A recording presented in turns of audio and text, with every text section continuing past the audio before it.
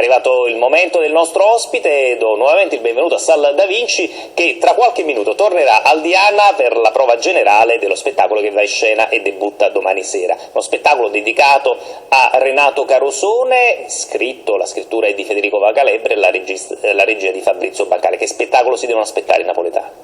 È uno spettacolo con il cuore nel passato e la testa nella modernità, è uno spettacolo che vuole parlare e portare a tutti l'arte di Renato Carosone, non raccontiamo assolutamente la vita. Il canzoniere è un grande patrimonio dell'intero paese, il grande Carosone è l'italiano più eseguito al mondo in questo momento. Io sono onorato, felice, non sono nei panni, ma non perché sto dimagrendo, non sono nei panni perché affrontare questo viaggio musicale straordinario naturalmente è un'impresa artistica importante, di grande impegno. Non voglio fare nessun riferimento a un'imitazione carosoniana, assolutamente. È uno spettacolo anche innovativo, c'è anche un DJ in scena, abbiamo visto, c'è sì, un'interpretazione voluta. In effetti è un retromodernista, come il grande Renato Carosone negli anni 50 è arrivata a spupazzare la nostra cultura musicale, la nostra tradizione, ascoltando i suoni che venivano dall'altra parte del mondo, inventandosi una canzone nuova e un linguaggio nuovo, quando la melassa della canzone italiana era legato un po' al bel canto, alle canzoni un po' malinconiche. Lui è arrivato e armato di sorriso e di ritmo la canzone. E la barca torna sola e gli rispondeva e a noi che c'è a bordo.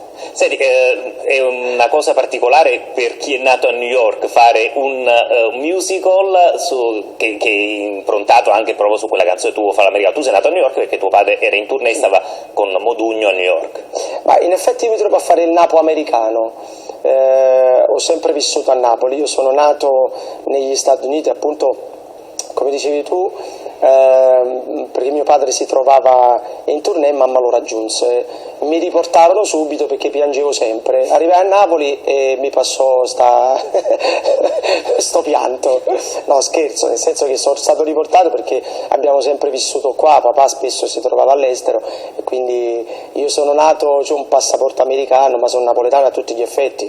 E domani sera lo dimostrerà al teatro. Porterò questo suono del grande Renato Carosone. C'è una compagnia straordinaria di giovani ballerini, DJ, un'orchestra dal vivo, una compagnia capitanata da Lello Radice, un attore straordinario, giornalista. E ti potevamo incontrare prima, così magari ti coinvolgevamo, e poi una Claudia Letizia nelle vesti di Maruzzella, un Giovanni Imparato nelle vesti di Gegge di Giacomo, Peter Van Wood, Pietro Botti, insomma una compagnia straordinaria. Quindi a vedere dal 10 ottobre fino al 27 ottobre saremo al Teatro Diana di Napoli, poi gireremo fino ad arrivare al Teatro Palaparteno dal 25 dicembre. Grazie di essere stato con noi, a Sal Da Vinci.